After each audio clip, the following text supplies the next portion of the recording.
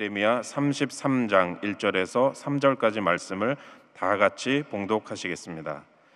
예레미야가 아직 시위대 뜰에 갇혀 있을 때에 야훼의 말씀이 그에게 두 번째로 임하니라. 이르시되 이 일을 행하시는 야훼, 그것을 만들며 성취하시는 야훼, 그의 이름을 야훼라 하는 이가 이와 같이 이르시도다. 너는 내게 부르짖으라. 내가 내게 응답하겠고 내가 알지 못하는 크고 은밀한 일을 내게 보이리라. 아멘. 오늘은 예레미야 33장 1절로 3절의 말씀을 가지고 지금은 기도할 때 이 같은 제목으로 함께 말씀의 은혜를 나누기 원합니다. 제목을 한번 따라해 주시기 바랍니다. 지금은 기도할 때, 지금은 기도할 때. 사람이 동물과 근본적으로 다른 것은 사람이 영적인 존재라고 하는 것입니다. 기도로 하나님과 대화하는 존재라고 하는 것입니다. 어떤 동물도 하나님과 기도하고 대화하는 능력을 갖지 못했습니다. 오직 만물의 영장인 우리에게만 기도를 통하여 하나님께 나아가고, 기도를 통하여 하나님과 대화하고, 기도를 통하여 주님의 은혜를 체험할 수 있도록 놀라운 은혜를 허락해 주셨습니다. 기도는 영적인 호흡이요, 은혜의 통로요, 축복의 통로요, 기적의 통로인 것입니다. 우리에게 주신 이 놀라운 축복의 도구를 잘 활용해서 주님의 큰 은혜와 축복을 받아 누리는 우리 모두가 되어야 할 것입니다. 예수님의 일생이 바로 기도의 일생이었습니다. 공생애를 시작할 때 40일 금식 기도하시며 그 사역을 시작하셨고, 새벽 기도로 아침을 여셨고, 큰 역사를 이루신 다음에 저녁에 산에 올라가서 기도하셨고, 제자를 뽑을 때는 밤새 철야하시며 기도하셨습니다. 그러니까 새벽 기도, 금식 기도, 철야 기도, 이 모든 것은 우리 주님이 친히 본을 보여주신 것입니다. 한국 교회의 가장 귀한 전통이 바로 이 기도의 전통입니다. 선교 역사 140년이 되지 않았는데 아시아 최대의 기독교 국가가 되었고, 전 세계가 주목하는 그런 교회가 되었습니다. 그것은 바로 이 기도의 전통 때문입니다. 새벽기도 전통은 1907년 평양 대붕운동으로부터 시작되었습니다. 너무나 은혜를 받으니까 저들이 잠을 자지 못하고 새벽에 교회 와서 교회 문을 열어달라고 그러고 모여서 기도로 시작한 것이 바로 새벽기도입니다. 그래서 우리 한국의 새벽기도는 성령께서 우리 교회를 감동시켜서 시작하게 하신 것입니다. 그리고 1960년대, 70년대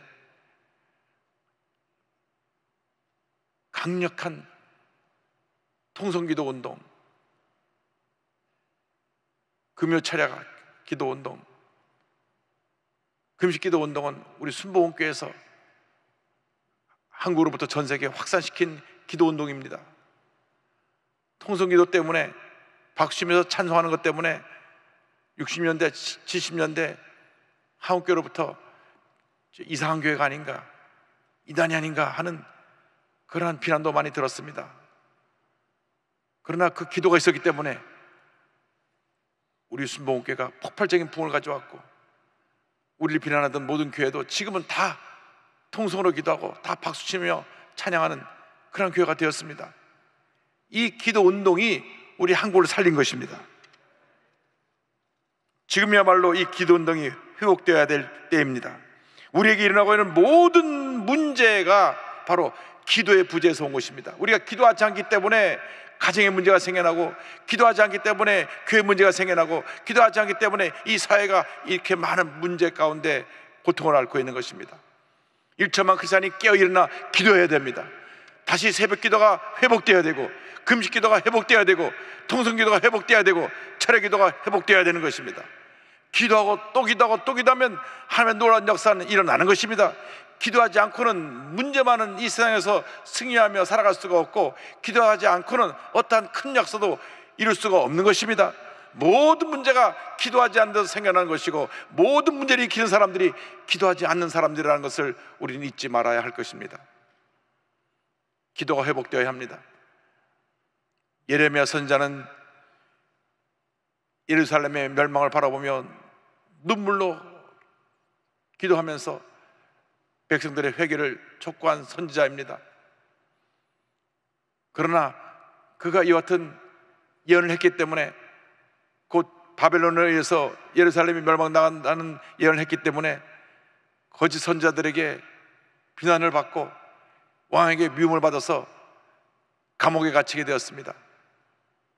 오늘의 말씀은 그가 감옥에 갇혔을 때 하나님이 주신 말씀입니다. 감옥에 갇힌 예레미야에 대해서 예레미야 33장 1절은 이와 같이 말씀합니다. 예레미야가 아직 시대 뜰에 갇혀 있을 때에 야훼의 말씀이 그에게 두 번째로 임하니라 이르시되, 감옥에 갇혔을 때에 하나님의 말씀이 그에게 임한 것입니다. 우리가 인생을 살다 보면 때때로 예기치 않은 문제와 어려움에 감옥에 갇히게 됩니다. 절망의 감옥에 갇히게 됩니다. 지금은 코로나19라고 하는 감옥에 갇혀서 우리가 1년 6개월이 넘도록 고통 가운데 살고 있습니다. 아직도 끝이 보이질 않습니다. 4단계로 모든 것이 제약된 상태에서 지금 또 한 달이 연장되어서 가장 힘들고 어려운 시간을 우리가 지나고 있는 것입니다. 영세수상인들은 하루하루 수입도 없고 쌓이는 건 비치고 어떻게 살아야 할까 절망하며 탄식합니다. 많은 젊은이들이 꿈과 희망을 잃고 일자리도 없고, 또 결혼할 사람은 결혼해서 살 보험자리도 없어서 탄식하며 살아가고 있습니다. 우리 주위를 둘러보십시오. 홀로 사는 독거노인들, 코로나로 인해서 누구 찾아오지 않고 에어컨도 없이 선풍기 하나로 더운 여름을 지내고, 이제 선선한 바람이 불어오니까 이번 겨울이 추우면 어떡하나 벌써부터 걱정을 한다고 합니다. 소년소녀 가장들, 200만이 넘는 다문화 가족들, 3만 6천 명 넘는 탈북자 가족들, 장애우 가족들, 저들이 지금 고통 가운데 살고 있습니다. 와서 우리를 도우라, 와서 우리를 도우라, 저들이 외치고 있는 것입니다. 지금이야말로 모든 교회가 일어날 때입니다. 지금이야말로 사랑의 손을 활짝 펴서 우리 주위에 소외되고 병들고 문제 있고 어려운 사람들에게 예수의 사랑을 두고 나가야 할 때인 것입니다. 우리는 절대 사회의 고통의 소리에 침묵하고 있으면 안 됩니다. 외면하고 있으면 안 됩니다. 예수님의 사랑을 들고 나가야 되는 것입니다. 근데 오늘 말씀에서 주목해야 될 것은 예레미야가 감옥에 갇혔을 때 하나님의 말씀이 임했다고 하는 것입니다. 우리가 절망 가운데 있을 때, 고통 가운데 있을 때 주의 말씀이 임하면 우리는 모든 문제도 어려움도 넉넉히 이길 수가 있는 것입니다. 우리가 늘 주님의 음성에 귀를 기울여야 합니다. 세상에서 들려오는 이야기는 우리를 절망시키고 우리 마음을 아프게 하고 우리 마음속에 부정적인 생각을 쌓아놓습니다. 그러나 주님의 음성은 우리를 살리고 우리를 치료하고 우리를 회복시켜주는 것입니다. 언제나 주님 말씀에 귀를 기울이시기를 주님의 이름으로 축원합니다. 절망의 감옥에 갇힌 우리에게 주님께서 말씀하십니다. 이사야 41장 10절입니다. 두려워하지 말라, 내가 너와 함께함이라. 놀라지 말라, 나는 내 하나님이 됨이라. 내가 너를 굳세게 하리라. 참으로 너를 도와주리라. 참으로 나의 의로운 오른손으로 너를 붙들리라. 너를 붙들리라. 너를 붙들리라. 할렐루야. 10편 27편 1절입니다. 야훼는 나의 빛이요 나의 구원이시니 내가 누구를 두려워하리요. 야훼는 내 생명의 능력이시니 내가 누구를 무서워하리요. 그 누구도 그 무엇도 우리는 두려할 것이 없습니다. 만군의 야훼 하나님이 우리와 함께 계시기 때문에, 주의 말씀이 우리와 함께하고 있기 때문에 우리는 주님의 능력으로, 주의 말씀의 권능으로, 성령의 역사로 넉넉히 이기는 삶을 살아가게 되는 것입니다. 참고 견디고 믿음으로 나아가면 반드시 우리에게 좋은 일이 다가오게 될 것입니다. 고난은 우리에게 축복을 가져오는 과정일 뿐인 것입니다. 고난으로 끝나는 것이 아닙니다. 밤이 깊으면 새벽이 밝아오듯이, 겨울이 지나면 봄이 다가오듯이 우리에게 희망의 새벽이, 희망의 봄이 다가올 것입니다. 로마서 5장 3절로 4절은 권면합니다.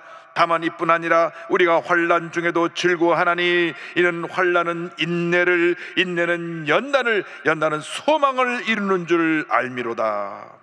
할렐루야. 절망의 감옥에 갇힌 우리에게 주님 말씀을 주시고 우리에게 은혜를 주셔서 우리 가운데 주님의 놀라운 역사를 이루어 주십니다.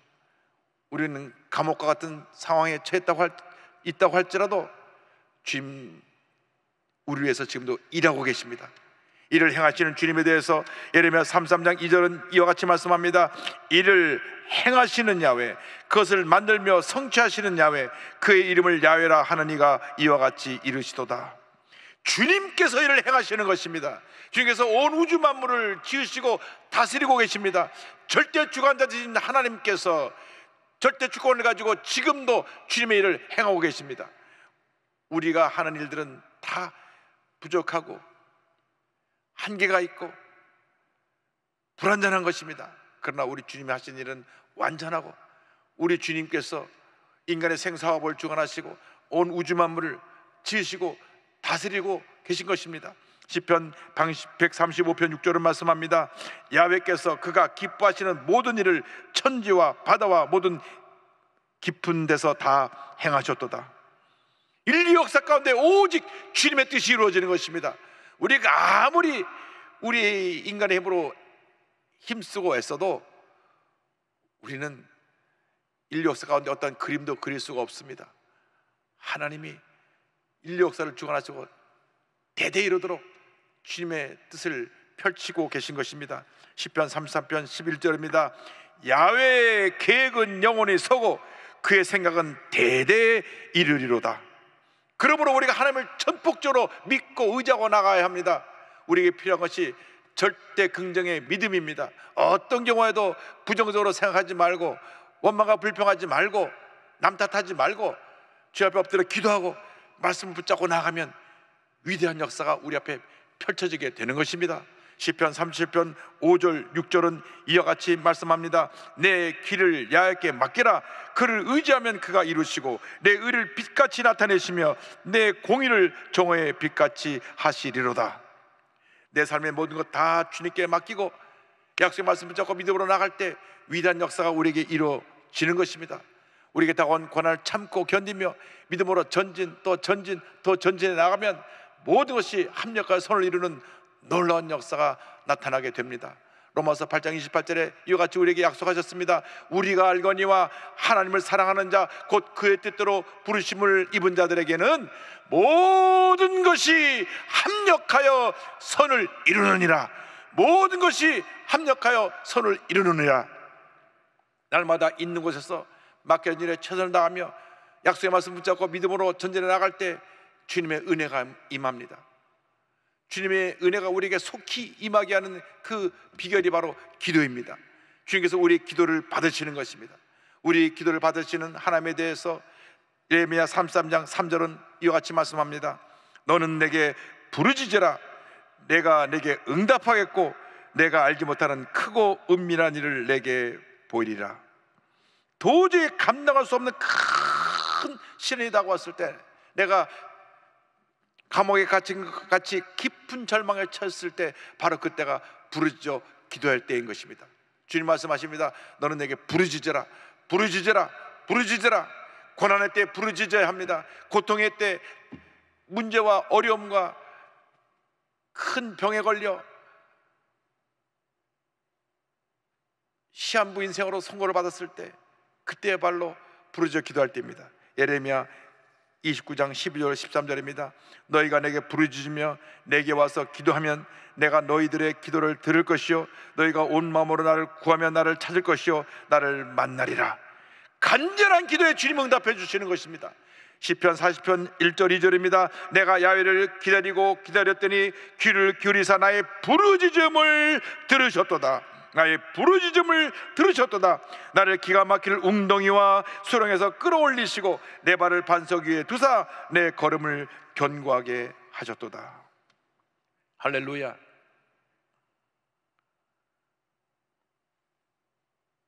버림받은 가난한 고아들을 돌보라는 주님의 음성을 듣고 한평생 고아들을 돌보는 사역을 한 조지 뮬러 목사님, 수만 명의 고아를 돌보면서 필요한 모든 것을 사람들에게 손을 벌리고 도움을 요청하지 않았습니다. 그가 한 일은 오직 주님 앞에 무릎 꿇고 기도한 것이었습니다. 주님, 내가 이 수천 명의 아이들을 매일매일 돌봐야 되는데 주님께서 필요한 것 공급하여 주옵소서. 기도하고 또 기도하고 또 기도했습니다. 어떤 기도는 바로 그 즉시 응답이 오기도 하고, 어떤 기도는 그날 밤에 응답이 오기도 하고, 어떤 기도는 수년이 걸리기도 했지만 일생 동안 그의 응답받은 기도는 5만 번이 넘습니다. 그런 이와 같은 고백을 했습니다. 사랑하는 그리스도인 친구 여러분, 자신의 짐을 절대 혼자 지려고 하지 마십시오. 주님께 그것을 맡기도록 하십시오. 그분과 모든 것을 해결하려고 노력하십시오. 어떤 시험, 난처한 일이 있더라도 그분께 맡기십시오. 그러면 그분이 얼마나 돕기 위해 준비하고 계셨는지 알 수 있게 됩니다. 그리고 모든 환경에서 나는 행복합니다라고 말할 수 있게 됩니다. 이처럼 늘 기도에 무릎을 꿇으시기 바랍니다. 주님께서 우리의 기도를 들으시고 응답해 주시는 것입니다. 시편 91편 15절입니다. 그가 내게 간구하리니 내가 그에게 응답하리라. 그들이 환난 당할 때 내가 그와 함께하여 그를 건지고 영화롭게 하리라. 간절히 부르짖어 기도하면 우리가 알지 못하는 크고 놀라운 일을 우리에게 행하여 주시는 참으로 좋으신 하나님이 되십니다. 그래서 예레미야 33장 3절은 우리가 이 말씀을 다 외워야 하고 이 말씀을 믿음으로 고백해야 됩니다. 너는 내게 부르짖으라. 내가 내게 응답하였고 내가 알지 못하는 크고 은밀한 일을 내게 보이리라. 영어 킹 제임스 버전을 보면 크고 은밀한 일을, 크고 위대한 일을, 놀라운 일, 그 일을 너에게 펼쳐 보였다고 말씀하고 있습니다. 우리가 주님 앞에 부르짖어 기도하면 우리가 알지 못하는 크고 놀라운 일을 주님이 행하시고 우리 삶 가운데 은혜를 베풀어 주시는 것입니다. 이사야 43장 19절은 말씀합니다. 보라, 내가 새 일을 행하리니 이제 나타낼 것이라. 너희가 그것을 알지 못하겠느냐? 반드시 내가 광야의 길을 사막의 강을 내리니. 그렇습니다. 주님이 새 일을 행하시는 것입니다.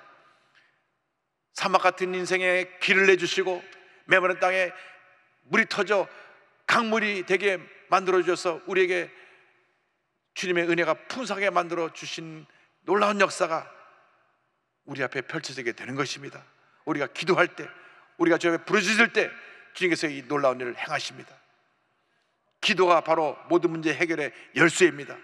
기도가 바로 축복의 통로입니다. 기적의 통로입니다.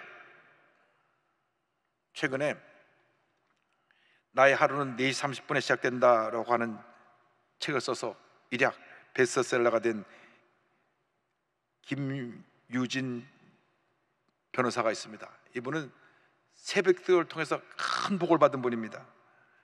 그의 유튜브에는 20만 명이 넘는 독자가 매일 아침 새벽을 같이 시작합니다. 매일 새벽 4시 30분 새벽기도를 시작해서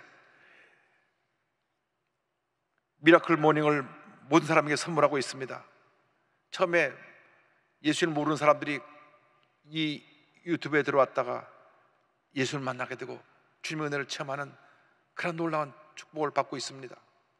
원래 뉴질랜드로 온 가족이 이민을 갔는데 사업 때문에 부모님이 한국으로 오시고 본인 홀로 남았습니다. 동양인의 작은 키에 여러 가지로 힘들고 어려웠던 시절인데 너무 외롭고 고통스럽고 나 홀로라고 하는 그러한 어려운 가운데 지날 때 그가 머물고 있던 홈스테이하는 집에 있는 분들이 독실한 크리스찬이었습니다. 매일 새벽마다 이 유진 학생을 붙잡고 기도해 주었고, 학교 갈 때 말씀으로 큐티를 해서 위로의 시간을 주셨습니다. 그 새벽기도를 통해서 은혜를 받고 그런 고백을 합니다. 하나님은 그 두려움을 이기고 하나님께 내려놓는 방법을 가르쳐 주셨습니다. 매일 새벽 4시 반에 일어나니까 아침에 기도하고 다른 사람보다 한 2시간 일찍 일어나니까 내게 주어진 추가의 시간에 자기 자신의 내면을 들여다봅니다. 지금 하고 싶은 일, 앞으로 할 일을 꿈꾸었습니다. 꿈꾸고 생각하고 믿음으로 도전하니까 하나 둘 다 이루어졌습니다. 주님 안에서 늘 행복하다, 감사하다 고백을 하고 나서 믿음으로 나가니까 그가 꿈꾸었던 것이 하나둘씩 다 이루어지고, 그래서 그가 미국의 미시간 주립대학에 유학 가서 공부를 하고, 그 다음에 에모리 대학에서 로스쿨에서 법학을 공부해서 변호사가 됐는데, 미국 뉴욕주하고 아틀란타 2개 주에 변호사 자격증을 받고 한국에 들어와서 국제 변호사로 아주 귀하게 쓰임을 받고 있습니다. 그는 두려움에 같이 살던 삶에서 새벽 기도를 통해 얻은 경험을 이렇게 고백합니다. 외롭고 힘들고 인생에 아무것도 없을 때, 그때가 하나님이 부르시는 때입니다. 외로움은 하나님이 나에게 보내주신 신호라고 생각해요. 저는 너무 외롭게 자란 아이였지만 그 시간들이 하나님이 함께 해준 시간들이었고, 그 시간들을 이겨내었기에 이렇게 강한 사람이 된 것입니다. 주어지는 모든 순간이 하나님의 은혜입니다. 그렇습니다. 주어지는 모든 순간이 하나님의 은혜인 것입니다. 예수를 믿으면 이런 은혜가 임하는 것입니다. 주 앞에 기도하는 사람이 되면 이런 은혜가 임하게 되는 것입니다. 모든 것이 은혜입니다. 감옥에 갇힌 것 같은 그런 절망적인 상황에서 우리가 기도하고 또 기도하고 또 기도해야 될 것입니다. 기도에 대한 찬송 가운데 세계에서 가장 많이 부른 찬송이 죄지 맡은 우리 구주입니다. 이 죄지 맡은 우리 구주를 지은 분은 조셉 스크리븐 목사님이신데, 이 목사님이 고통 가운데 이 찬송을 지었습니다. 24세에 그가 결혼하기로 하고 결혼 준비하는데 하루 전에 약혼자가 사고로 죽습니다. 너무 충격을 받아서 고통 가운데 주님께 엎드려 주의 도우심을 간 거고, 그로부터 주님만 의지하는 삶을 살게 되었습니다. 그가 아일랜드 살다가 캐나다로 건너와서 이제 그곳에서 본인이 신학도 하고 목회자가 되려고 했는데, 거기서 이제 캐나다 자매를 만나서 결혼하려고 하는데 이 자매가 또 폐결에 걸려 죽습니다. 2번 다 결혼을 앞두고 사랑하는 약혼자가 죽는 경험을 하면서 오직 주님밖에 믿고 의지할 분이 없다, 간절히 기도하는데 1855년 아일랜드에 있는 어머니가 위독하다고 하는 연락이 왔습니다. 당장 캐나다에서 글로 갈 수 있는 상황이 안 되어서 어머니를 위해서 엎드려 기도하면서 지은 찬송이 죄짐 맡은 우리 구주 어찌 좋은 친구인지. 가장 힘들고 어렸을 때 주님이 나의 친구가 되어줘서 내 첫 번째 약혼자가 죽고 2번째 약혼자가 죽었을 때 외롭고 혼자 내동이 졌을 때 나와 함께 주님을, 그 은혜를 감사하며 그 시를 지어서 어머니 병사에 누운 어머니를 위로하기 위해서 찬송을 지어보낸 이 찬송이 전 세계 모든 사람들이 지금도 주님의 은혜를 사모하며 부르는 기도의 찬송이 되었습니다. 우리가 이 찬송을 부르면서 주님, 우리 일생이 기도의 일생 되기 원합니다 하는 그러한 믿음의 사람, 기도의 사람이 다 되기를 주님의 이름으로 축원합니다. 가장 힘들고 외로울 때 친구가 되시는 우리 주님께 여러분의 모든 사정을 다 아뢰고 날마다 주님의 은혜를 체험하는 여러분 되시기를 주님의 이름으로 축원합니다. 축원합니다. 축원합니다. 기도하겠습니다.